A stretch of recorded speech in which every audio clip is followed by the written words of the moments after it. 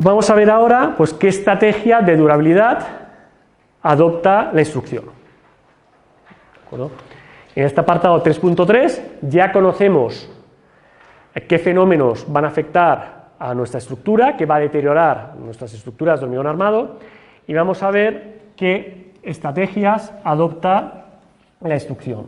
La instrucción no los define así como estrategia fase 1, fase 2, fase 3, pero en la guía de aplicación del HE en la edificación, que es el libro que os he puesto aquí, sí que sale así especificado y la verdad es que se entiende muy bien y es muy claro y vas viendo cómo vamos pidiendo pues cada vez en diferentes fases pues más aspectos de importancia para evitar el deterioro de nuestras estructuras. La fase 1, que viene la instrucción en diferentes aspectos, es la selección de formas estructurales adecuadas. Formas estructurales que tiendan a evacuar el agua. Nosotros tenemos que evacuar el agua. El agua no tiene que dañar nuestras estructuras. Entonces, por ejemplo, si tenemos cambios de planos en los que el agua puede deslizar por la fachada, pues vamos a tener que tener goterones que sean generosos, que nos aseguren que el agua cae por el goterón y no continúa mojando toda nuestra superficie de hormigón. Eso es esencial.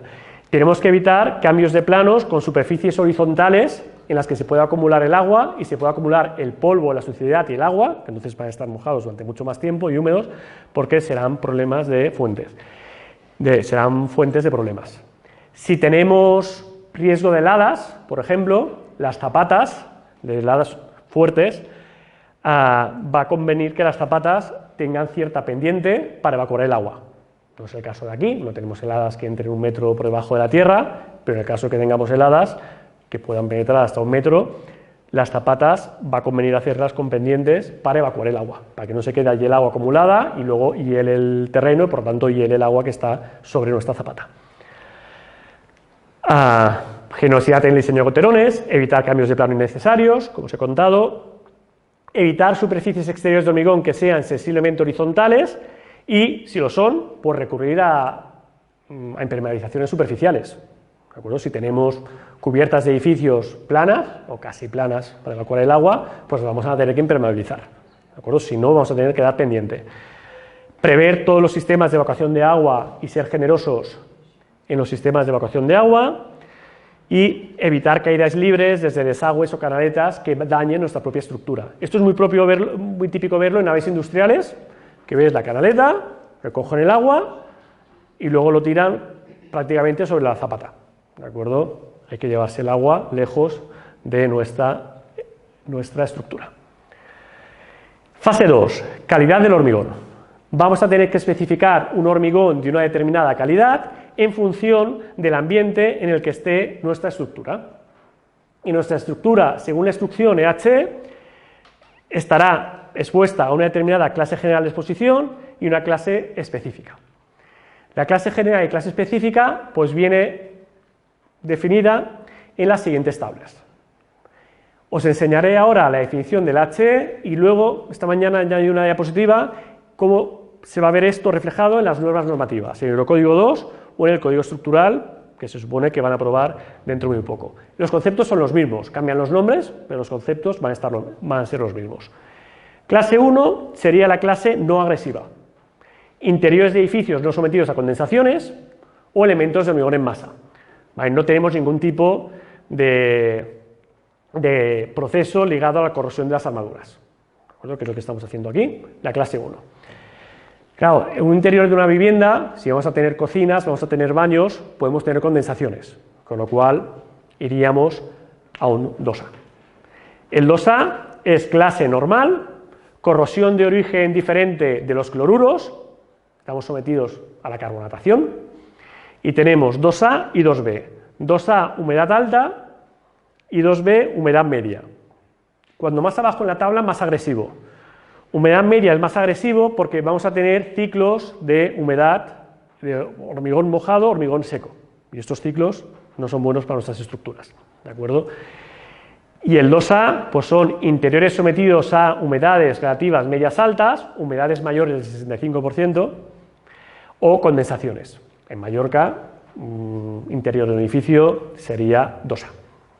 Exteriores, con precipitación media anual superior a 600 milímetros, sería 2A, mientras que exteriores, en el caso de precipitación anual media inferior a 600 milímetros, sería 2B. ¿Cuánto lleva aquí?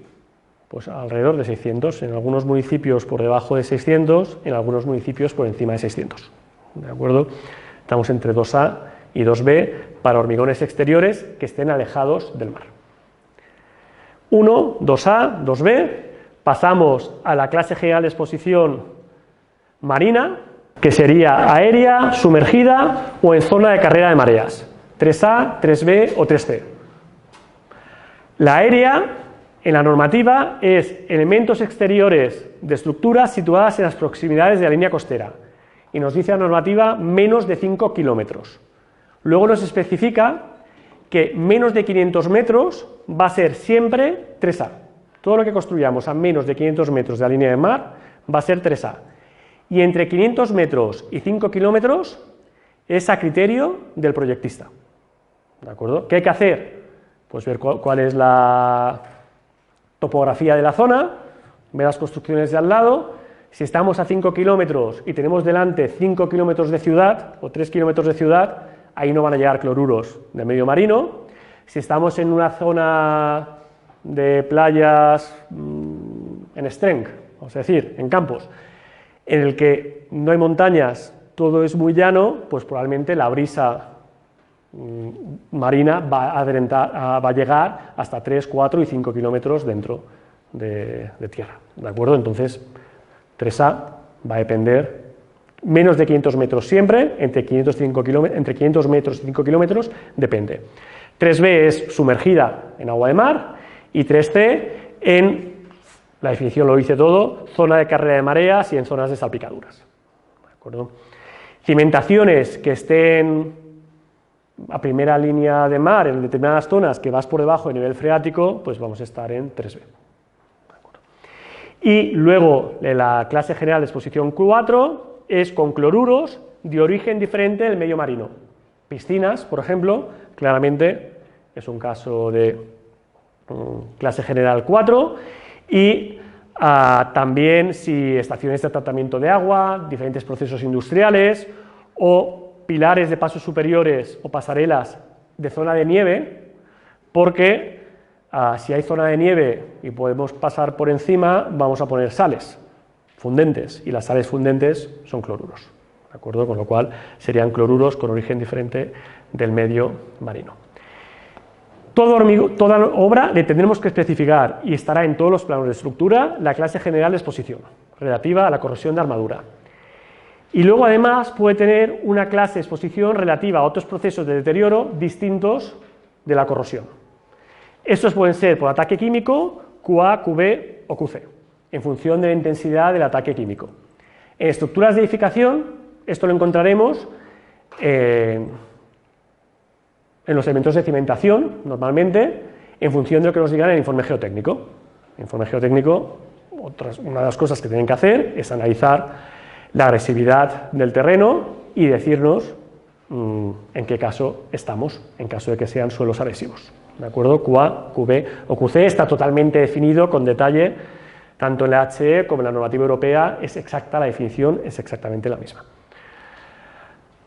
Luego, en el caso de tener heladas, le pondríamos H o F, H si no tenemos sales fundentes y F con sales fundentes, y en caso de tener erosión, en pavimentos, por ejemplo, de hormigón, pues sería clase E, que está sometida a problemas de erosión. Estas clases general de exposición, en la normativa europea, pues vienen definidos diferente, pero que al final, aquí he puesto la portada del Eurocódigo 2, que es la base del código estructural y es la normativa vigente hoy en día para la construcción de puentes en las carreteras del Estado, pues bueno, es sin riesgos de corrosión de las armaduras. Uno, pues aquí se llama X0, ¿de acuerdo? Corrosión inducida por la carbonatación, corrosión inducida por cloruros que no vienen del medio marino, corrosión inducida por cloruros del medio marino, heladas o sales fundentes y ataques químicos. sea, los conceptos son los mismos, pero a veces están un poquito más especificados. Por ejemplo, el 2A, nosotros las cimentaciones las consideramos 2A, si va a estar permanentemente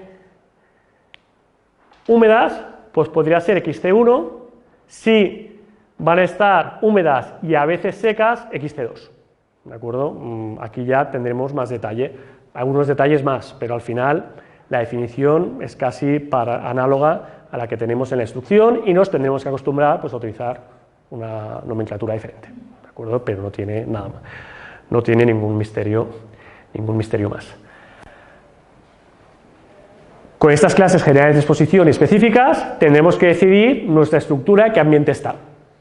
Elementos de cimentación, pues normalmente en edificación, vamos a la H, estamos en ambiente 2A.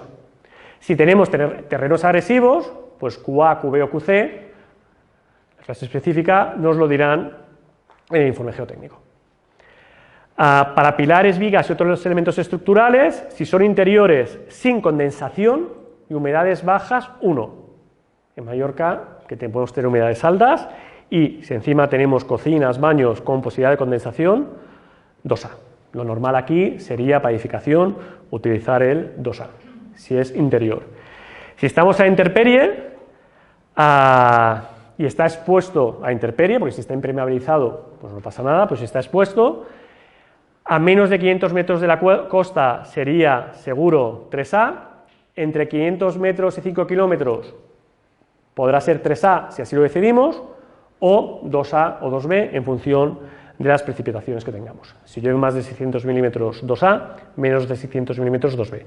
Este límite de 600 milímetros la verdad es que es muy complicado en la práctica, ¿vale? Porque, con lo cual sería 2A o 2B o evitar en edificación el hormigón visto o si tenemos cubiertas impermeabilizadas y ya está, ¿de acuerdo? Para forjados, pues lo mismo que para vigas o pilares interiores, ¿de acuerdo? Si son 1, si no hay humedades altas y si no, 2A.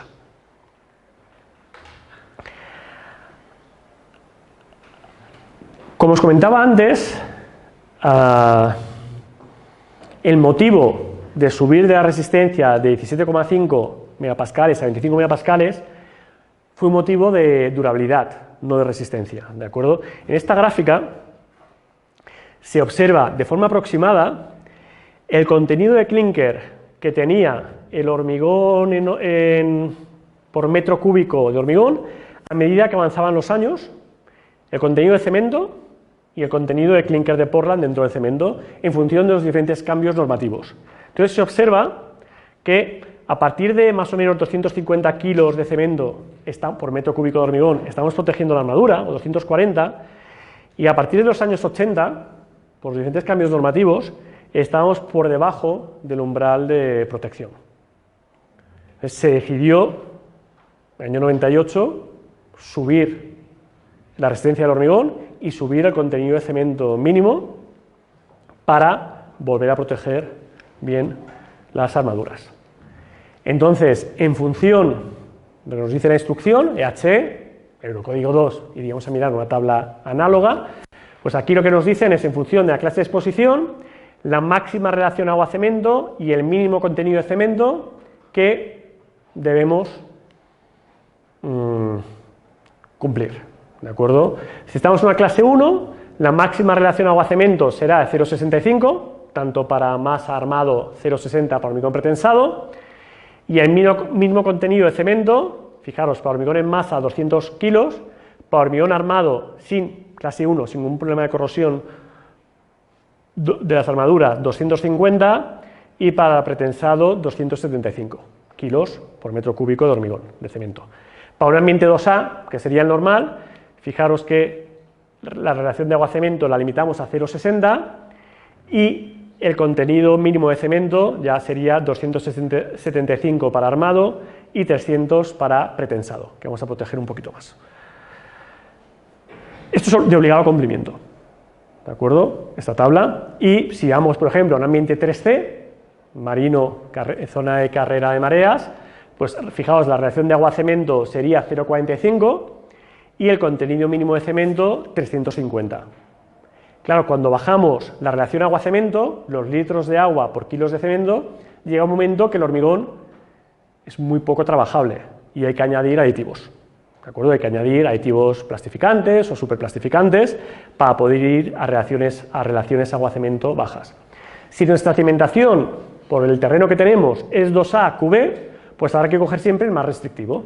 Pues si el 2A nos dice máxima relación agua-cemento 0,60 y el QB 0,50, pues limitamos a 0,50 la relación de agua-cemento. Si el contenido de cemento de un 2A es 275 para hormigón armado y para un QB es 350 kilos de cemento, habrá que ir a 350.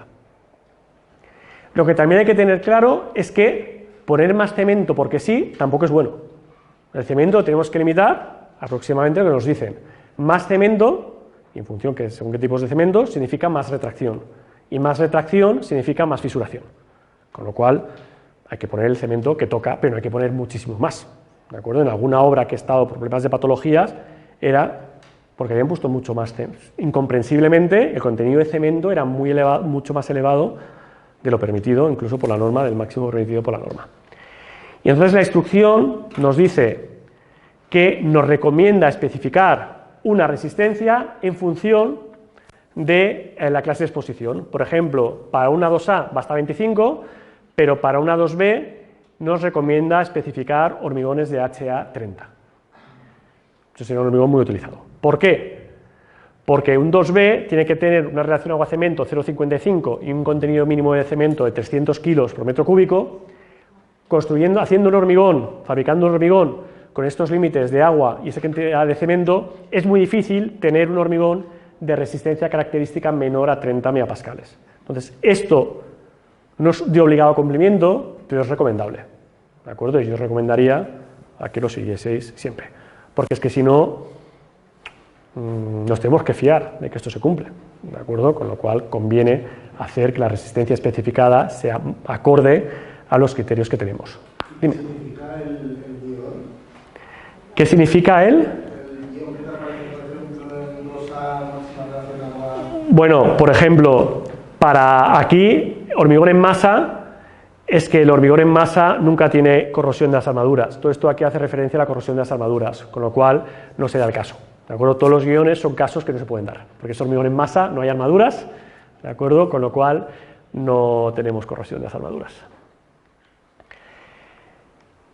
Aparte de este tema de proyecto que os he comentado, que se va a especificar en los planos de armado, la puesta en obra va a tener que ser correcta, tenéis asignatura de construcción, ¿de acuerdo? Que estáis viendo en paralelo este curso construcción de hormigón, el curado del hormigón tiene que ser de acuerdo con el artículo 71.6 de la instrucción y otros requisitos adicionales que no tenemos tiempo de comentar, pero que podéis encontrar en la norma. Por ejemplo, utilización de cemento resistente a sulfatos, o cemento resistente al agua de mar. El cemento resistente al agua de mar es un cemento sulfato resistente, pero un poquito menos, ¿de acuerdo? Porque el contenido de sulfatos del agua de mar no es muy elevado y además los cloruros que dañan la armadura benefician al daño de la reacción por sulfatos, ¿de acuerdo? Con lo cual es una cosa intermedia. Bueno, y otros requisitos que están en la instrucción. Fase 1, formas estructurales adecuadas. Fase 2, calidad del hormigón. Fase 3, recubrimientos. Vamos a tener que definir el recubrimiento de la armadura. El recubrimiento de la armadura, imaginamos que tenemos aquí una viga, va a ser un poquito rara. Aquí tenemos una armadura longitudinal. Tendremos también, si es una viga, unos cercos, está viendo un poco rara, unos cercos. Evidentemente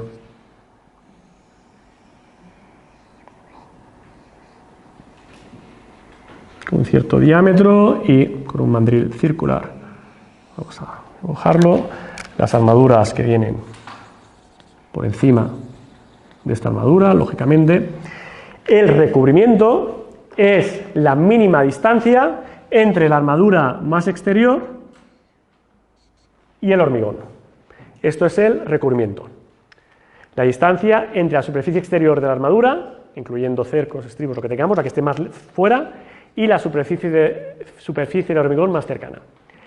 El recubrimiento nominal es el que tenemos que prescribir en proyecto, recubrimiento nominal, que es la suma del recubrimiento mínimo más una tolerancia. Y en los planos hay que poner el recubrimiento nominal.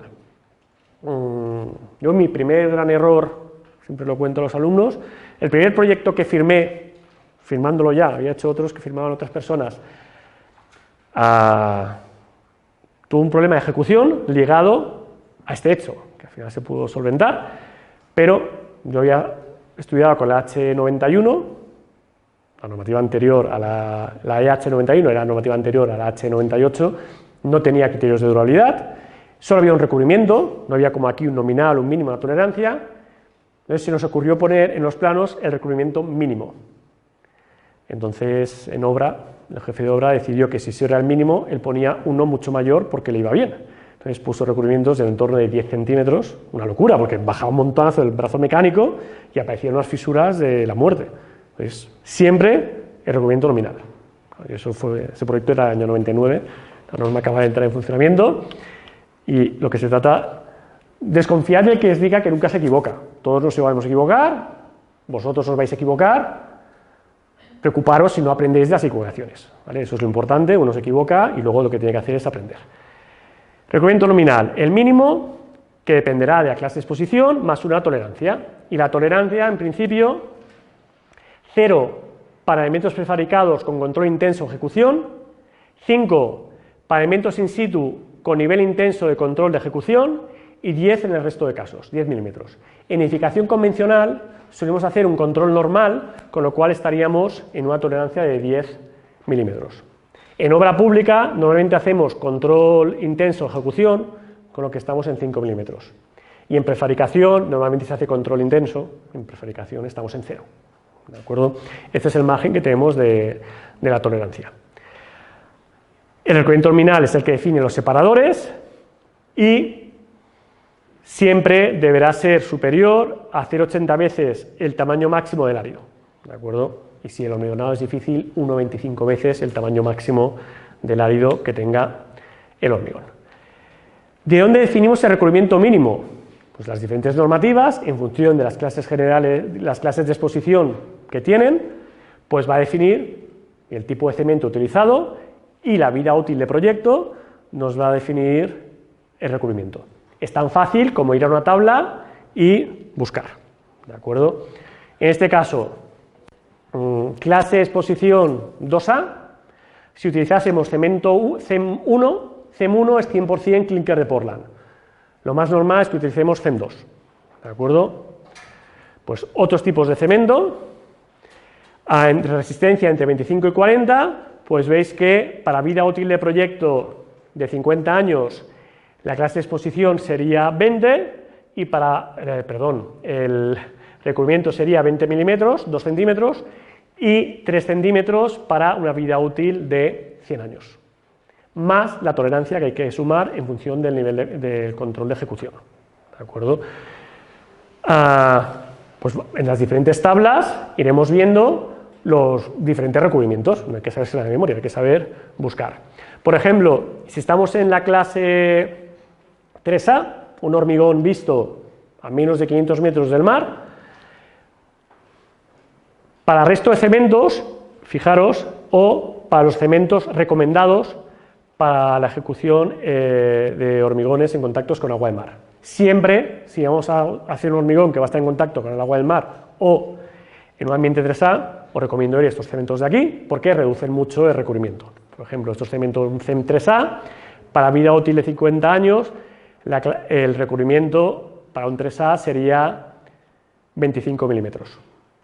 Si vamos a un CEM1, por ejemplo, o otro no utilizable, ya estaríamos en 45 milímetros.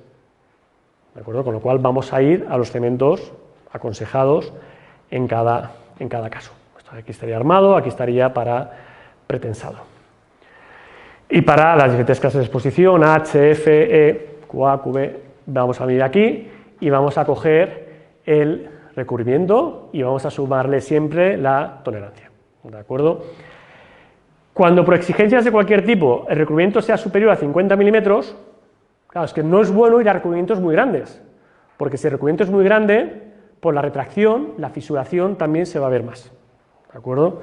Entonces, si el recubrimiento es mayor a 50 milímetros, deberá considerarse la posible conveniencia de colocar una malla de reparto en la zona de tracción, para evitar que las fisuras producidas por las tracciones, sumadas con la retracción, produzcan fisuras de espesor excesivo.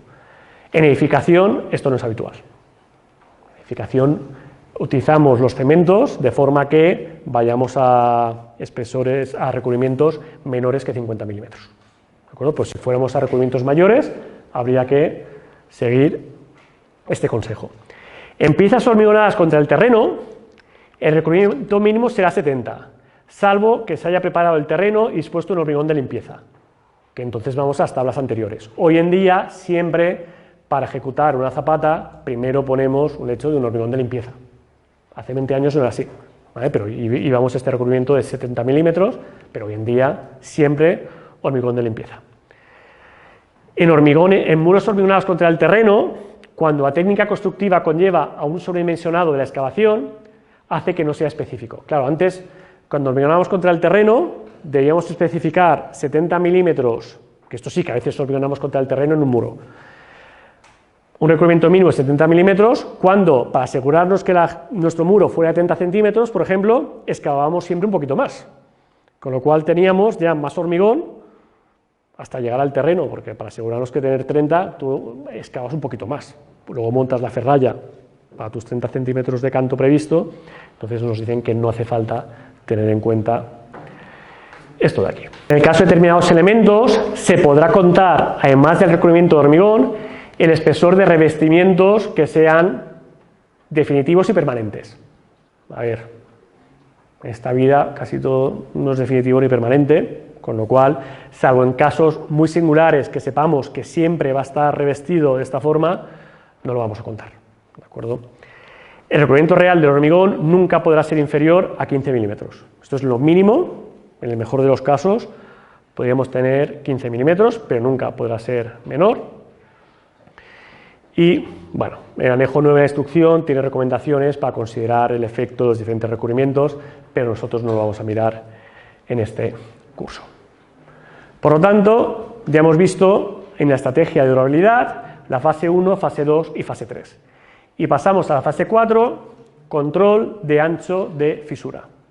En el cálculo de las estructuras, lo veremos más adelante, en el estado límite de servicio de fisuración, los elementos sometidos a flexión, vamos a poder calcular el ancho de la fisura y limitarlo a un ancho aceptable.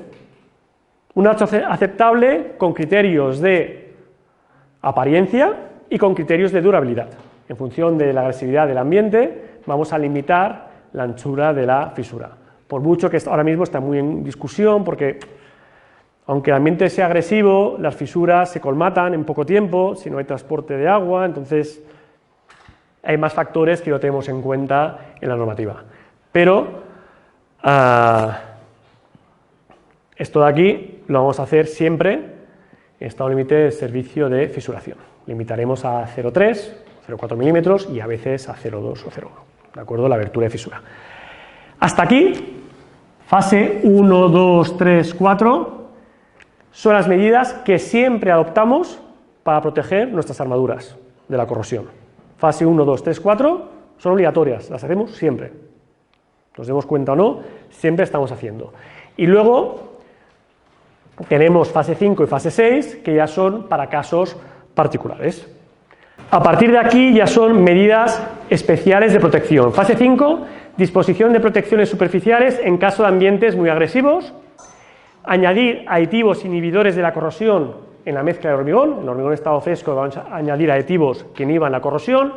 O aplicar revestimientos superficiales al hormigón para pinturas o revestimientos para impedir la carbonatación. Hay revestimientos que retrasan la carbonatación del hormigón. Y la fase 6 sería adopción de medidas de protección de las armaduras frente a la corrosión. Aquí sería ir más allá.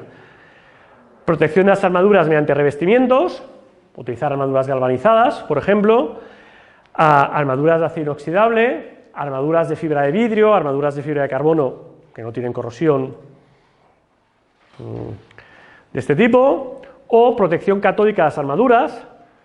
Os he explicado que la corrosión es la generación de un circuito eléctrico, que los electrones se combinan con el oxígeno y el agua. Pues una forma de proteger las armaduras en edificios monumentales de gran valor y en obras de gran valor es generando un pequeño circuito eléctrico con las armaduras, de forma que los electrones circulen muy baja intensidad por donde nosotros queremos que circulen y no se combinen con el oxígeno y el agua. Esto aquí se utiliza sobre todo en rehabilitación de obras de gran valor. ¿De acuerdo?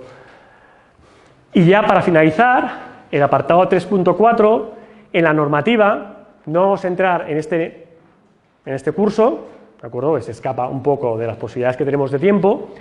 El anejo nuevo permite calcular numéricamente un estado límite de durabilidad, en el que lo que hacemos es el valor estimado de la vida útil tiene que ser superior al valor de cálculo, que es un factor de seguridad por la vida útil del proyecto. El factor de seguridad normalmente es 1,10 en este caso, y la instrucción incluye modelos identificamos en qué clase está y tenemos modelos de carbonatación y de penetración de cloruros. ¿De acuerdo? Entonces, numéricamente se puede calcular la vida útil de la estructura. Esto es muy útil en prefabricación. Los prefabricadores utilizan mucho este anejo, pero en construcción in situ normalmente no lo utilizamos. ¿De acuerdo? En esta asignatura no vamos a entrar. Pero está bien saber que existen estos modelos en la instrucción, un modelo de durabilidad para procesos de corrosión por carbonatación, que tiene en cuenta la iniciación y luego la propagación, y un modelo de durabilidad para procesos de corrosión por penetración de cloruros, también iniciación y propagación. Con esto acabamos el tema de durabilidad y os comento qué tenéis que hacer para el próximo día. ¿De acuerdo? Tenéis prácticas este jueves y recordad que del tema 1 teníais pendientes de intentar hacer el ejercicio 1.1 y ejercicio 1.2, que son de análisis, hacedlos y este jueves Joaquín empezará la clase con dudas de estos problemas, 1.1, 1.2, que son problemas como los que hicisteis, prácticamente iguales a los que hicisteis en estructuras 2. Se pone alguna cosita nueva, pero es prácticamente como estructuras 2. Y ahora de durabilidad ya podéis hacer los ejercicios 2.1, 2.2 y 2.3. Estos ejercicios 2.1, 2.2 y 2.3 los tenéis que hacer para el jueves y también Joaquín empezará pidiendo dudas.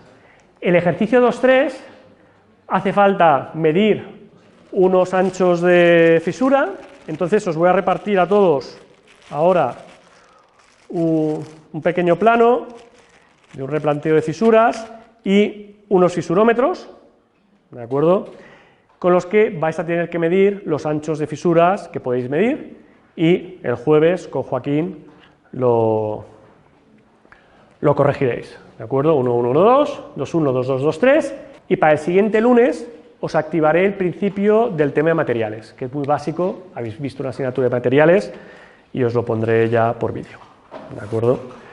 Lo dejamos aquí.